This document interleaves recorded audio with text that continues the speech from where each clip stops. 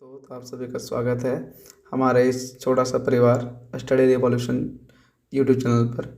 तो आज हम लोग बात करेंगे सरस्वती विद्या मंदिर विद्या विकास समिति झारखंड वनांचल शिक्षा समिति के द्वारा जो वैकेंसी निकली हुई है टीजीटी, पीआरटी और पीजीटी के लिए कौन कौन से सब्जेक्ट का निकला है वैकेंसी, है ना, और क्या उसके लिए योग्यता है, हम सारी चीज़ें बात करेंगे। एक एक करके हम सब कुछ बात करने वाले हैं। कब इसका एग्जामिनेशन होगा, कब से इसका फॉर्म भरना शुरुआत होगा, कहाँ से फॉर्म इसका भरेंगे हम लोग, कब तक इसका अंतिम डेट है भरने का, कब इसकी लिखित परीक्षा होगी और कब तक ज्वाइनिंग होने की संभावना होगी। इन सारी बातों पे हम लोग चर्चा करेंगे आज।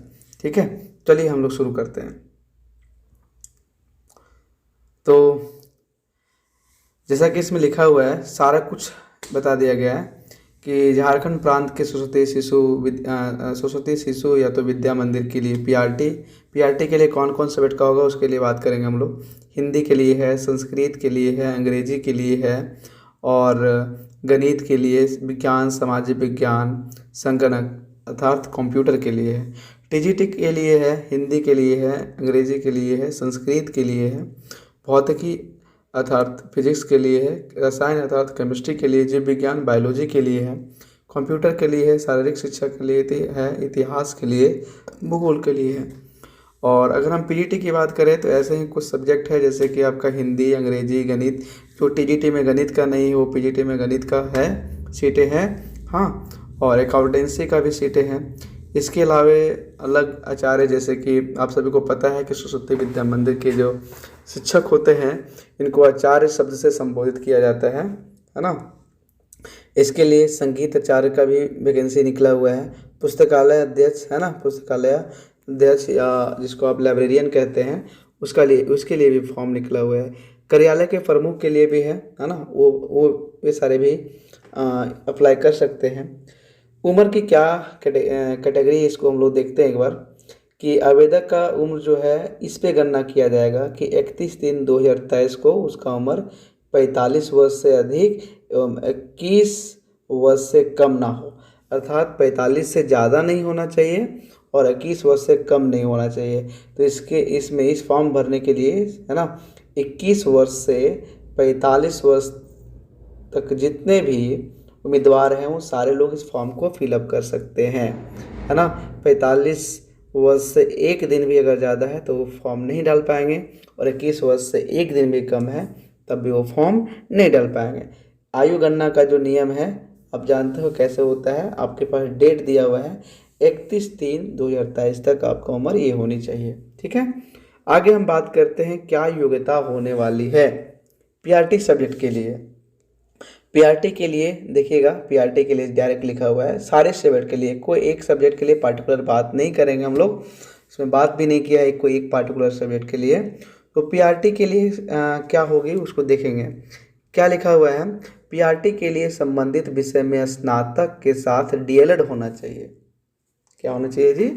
तो आपका पीआरटी के लिए अगर आप फॉर्म डाल रहे हैं, चाहे हिंदी का डालें चाहे संस्कृत का डालें, तो आपका ऑनर्स पेपर होना चाहिए, है ना, ऑनर्स पेपर होना चाहिए आपका स्नातक में, मतलब अर्थात ग्रेजुएशन में आपका हिंदी ऑनर्स होना चाहिए। अगर संस्कृत है संस्कृत से ऑनर्स होना चाहिए, अंग्रेजी से है तो अंग्रेजी से ऑनर्स होना चाहिए, इसी तरह गणित से है तो गणित से ऑनर्स होना चाहिए।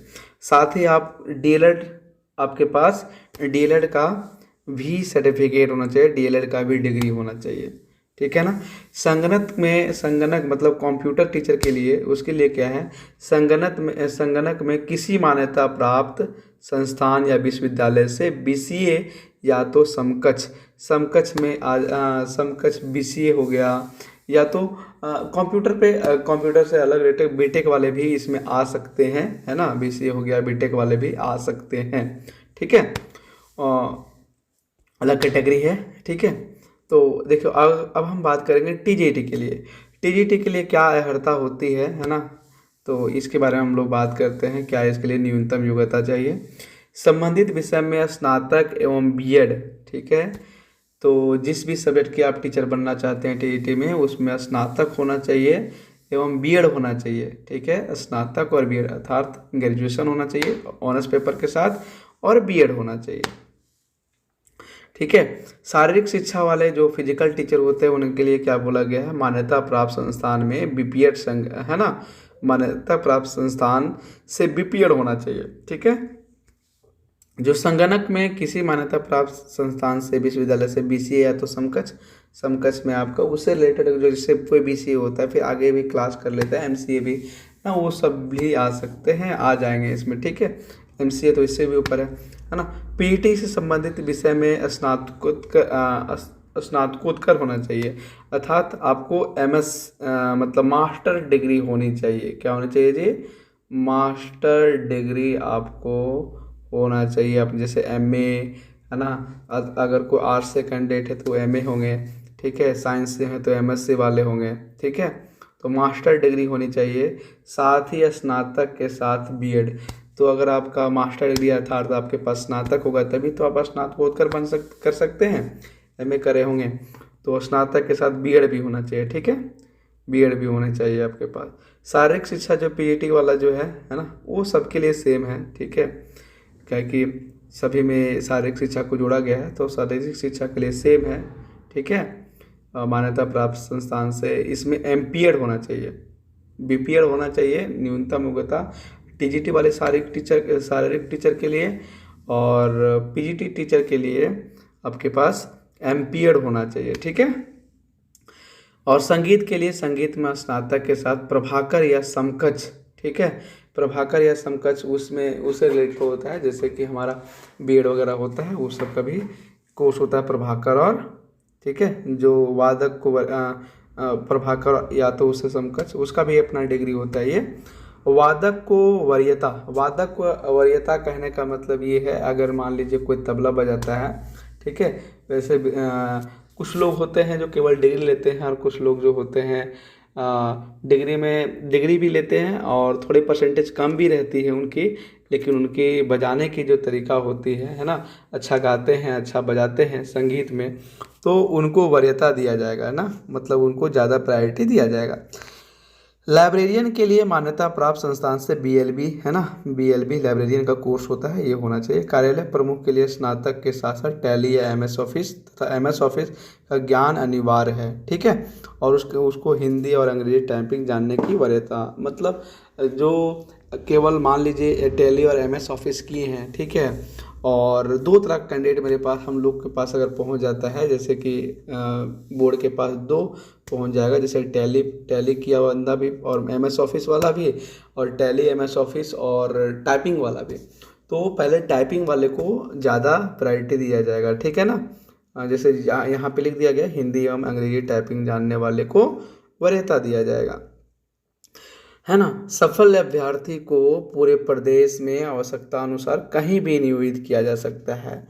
ठीक है, जैसा कि पहले से भी ये नियम रह चुका है कि ये देखिए ये पूरा झारखंड प्रांत के लिए निकला हुआ है। ठीक है ना, वनांचल शिक्षा समिति पूरे झारखंड में जो इसकी फैली हुई है शाखाएं, वो सारे विद्यालय में जहाँ भी आवश्यकता होगी ना, जहाँ भी आचार्यों की कमी होगी, जिस भी सब्जेक्ट का उस, अगर मान लिया आपको अंग्रेजी में आपकी आप मेरिट लिस्ट आपका बन जाता है ना, और अगर रांची में कोई विद्या भारती का या तो विद्या विकास समिति का कोई स्कूल है, तो और वहाँ पे अगर इंग्लिश का खाली है सीट तो वहाँ पे आपको भेजा जा सकता है। इसी प्रकार से अगर मान लीजिए अगर हजारीबाग में खाली है तो हजारीबाग में भी भेजा जा सकता है आपको। ठीक है, अगर चतरा में खाली है तो चतरा में भेज दिया जाएगा। ठीक है, अगर लोहरदगा में खाली है तो लोहरदगा में भेज दिया जाएगा, अगर पलामू में खाली है तो पलामू में भेज दिया जाएगा। ठीक है, तो जहाँ पे भी पूरे प्रांत में जहाँ पे भी ये होगा, जहाँ भी आचार्यों की कमी होगी वहाँ पे भी आपको भेजा जा सकता है।